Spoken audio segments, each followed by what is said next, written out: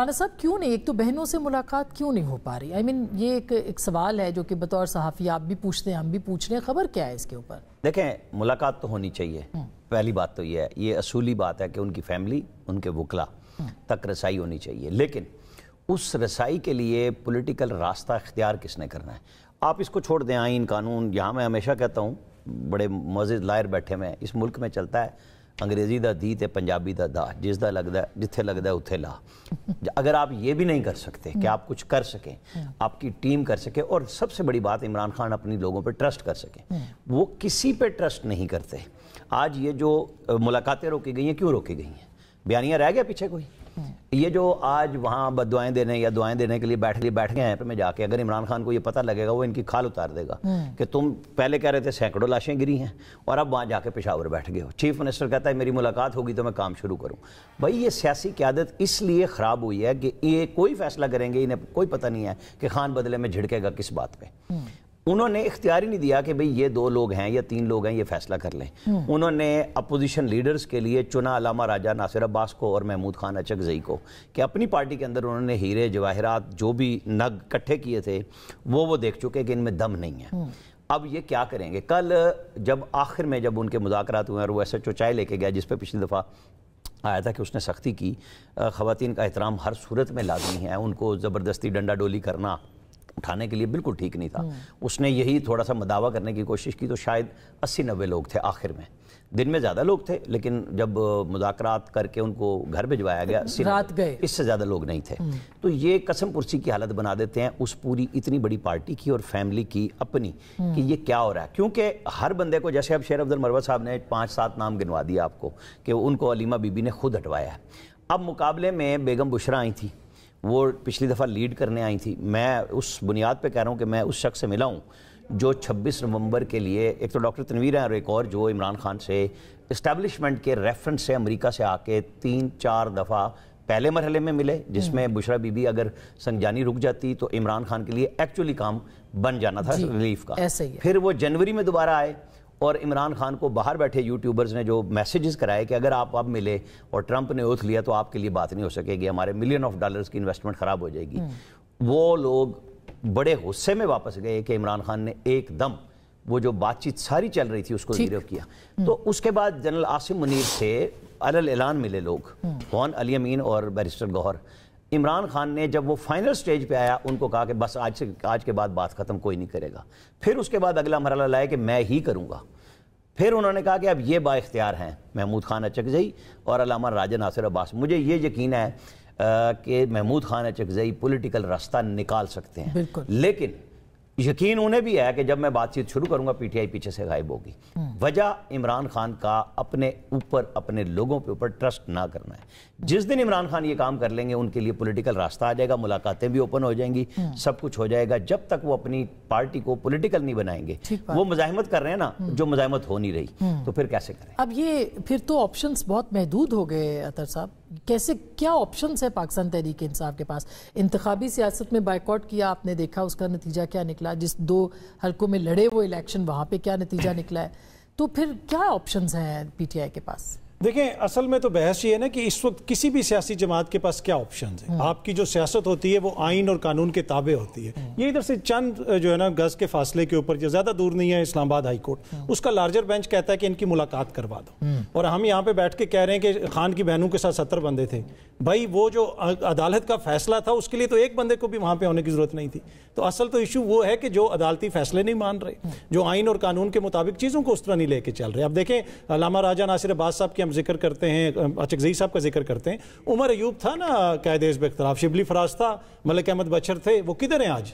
اسی طرح اگر وہ کسی اور کو بنائیں گے، حکومت ان کے اوپر بھی کوئی کیس ڈالے گی اور ان کو نائل کر دے گی. تو ان کو اسی لیے بنایا گیا ہے کہ اپنی جماعت کے اندر تو جس کو بھی وہ سامنے لے کے آتے ہیں. مگر وہ جو الیکٹڈ لوگ ہیں، آپ کی بات درست ہے، جو اس وقت پریشانیاں اور تکلیفیں ہیں پی ٹی آئی کی تنظیمی اس کے اندر، وہ اپنی جگہ پہ ہیں. لیکن جو سیاسی پارٹیوں کے ہم نے ماضی میں دیکھا ہے، پیپلز پارٹی تھی یا پی ایم ایل، ان کے لوگ ڈٹے رہے، وہ کھڑے رہے اور پولیٹیکل رستہ بھی بناتے رہے.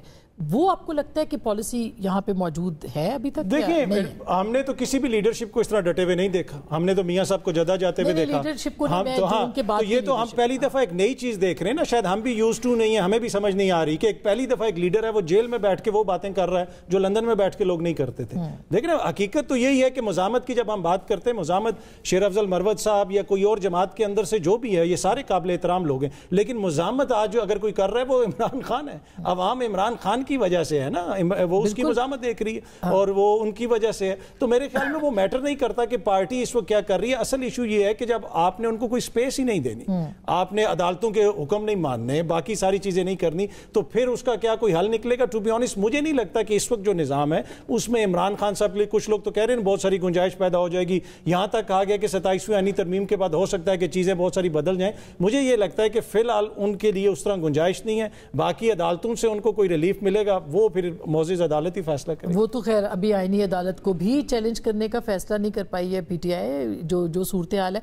शेर अफजल साहब, अगेन फिर चूंकि आप पीटीआई के अंदर के आदमी हैं, तो इसलिए अभी भी आपके जाहिर है कि आप पार्टी के अंदर हैं, पार्लिमानी पार्टियों में जाते हैं, डिस्कशन क्या है वहाँ पे? पार्टी बिल्कुल तंजीमी बुनियादों पे ख़त्म हो चुकी है, कोई लायामल नहीं है, अदम एतमाद है अपनी लीडरशिप के ऊपर, मतलब जाहिर अदम एतमाद है ना, कि जब पता ही नहीं कि वो कोई फैसला लेंगे तो पीछे लीडरशिप खड़ी होगी। सियासी पार्टी में रह के एक चीज़ का मुझे अंदाज़ा हुआ कि पार्टी में डिसिप्लिन के नाम पे आपने हमेशा झूठ बोलना है। ये जितनी भी क़यादत आती हैं ये मीडिया पे, और वो जनाब अली सवाल एक पूछा जाता है, सबको पता होता है हकीकत क्या है, लेकिन मैंने बहुत सारे लीडर्स को, तकरीबन तमाम को, चाहे किसी भी पार्टी से, वो आके यहाँ पे झूठ बोलते हैं। पाकिस्तान तहरीक इंसाफ का अंदरून खाना कोई पार्लिमानी मीटिंग ऐसी नहीं रही है जिसमें पार्टी ने कहा हो कि ये फैसले कहाँ से आ रहे हो, ये बाइकाट का, ये अपोजिशन लीडर्स की तकर्रियों का, ये इलेक्शन के बाइकाट का, किसी ने कभी चैलेंज नहीं किया।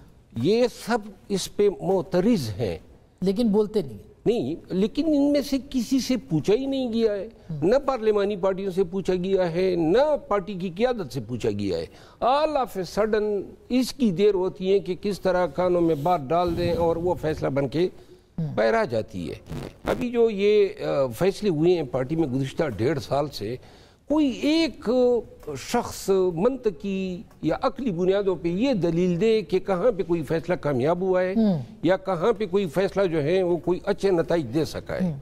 तो अलीना, फिर ऐसे में क्या हो सकता है? आई मीन ऑप्शंस क्या हैं? और लीडरशिप जो है वो कंसंट्रेट नहीं कर पा रही है, तो आपको क्या लगता है, ज़ाहिर है आप बाखबर सहाफ़ी भी है, कि पीटीआई किस तरह से फिर इस मामले को आगे लेके जाएगी? तंजीमी बुनियादों पे तो ख़त्म लग रही है पार्टी। नहीं, मेरे ख्याल से वो जो बात हुई कि मज़ाहमत इमरान खान साहब अकेले ही मज़ाहमत कर रहे हैं, Pakistan Tehreek Insaf on the whole as a party unified नज़र नहीं आती। आपको याद होगा चंद महीने कबल सलमान सफदर साहब ने भी कहा था कि हम कब तक ये लीगल बैटल भी हम फाइट करते रहेंगे, हमें अल्टीमेटली मुज़ाकरात की तरफ आना होगा और कोई ना कोई राह जो है वो हमवार करनी होगी। इस्टेब्लिशमेंट की मुखालिफ पॉलिसी जो है वो जाहिर है अब तक उनके लिए मुफीद साबित नहीं हुई। और लेकिन आपने देखा पिछले 2-3 दिनों से एक्स के ऊपर तो बिल्कुल ही जिस तरह के ट्रेंड्स चल रहे हैं और जो ओपन तरीके से हो और जो कि कॉल आउट भी किया। अच्छा, उनकी जो इन्फॉर्मेशन सेल है शेख वकास अकरम साहब, उन्होंने कहा कि पीटीआई ऑफिशियल को डिसोन कर दिया। बिल्कुल, उन्होंने डिसोन भी किया। उन्होंने कहा सोशल मीडिया जो चलाते हैं बाहर से बिल्कुल ऑपरेट हो रहा है और उनसे उस रेज का इजहार भी किया गया, उस तहफ़्फ़ुज़ात का इजहार भी किया गया है कि जो एनोनिमस अकाउंट्स हैं जिनको परहैप्स पीटीआई ऑफिशियल से भी रीट्वीट कर दिया जाता है, सो उनको फौरन हटाया जाए और बिल्कुल सख्ती से उसकी मजम्मत करते हुए, उसको कॉल आउट करते हुए पाकिस्तान तहरीक इंसाफ की जो पार्टी है यहाँ पर मौजूद, उन्होंने कहा हमारा कोई डोमेन नहीं है, लेकिन सोशल मीडिया जिस तरह से ये पहला मेरे लियास राना साहब, मैं ब्रेक पे मुझे कहा जा रहा है जाने को, मगर मैं ये सवाल छोड़े जाती हूँ कि ये पहला एक्शन है जो पीटीआई ने लिया है, यानी शेख वकास अकरम साहब ने पहली बार डिसोन किया है एक ऑफिशियल अकाउंट को। तो इसके क्या मानी है, इस कैंपेन के क्या मानी है, और सोशल मीडिया जो पीटीआई का है वो क्या सबसे बड़ा सबब बन चुका है इस वक्त, इसके ऊपर भी बात करेंगे। एक छोटी सी ब्रेक लेती हूँ, ब्रेक के बाद वापस आएंगे, इस पर बात करेंगे और मियां नवाज शरीफ की खामोशी टूटने की वजह क्या है, ब्रेक के बाद।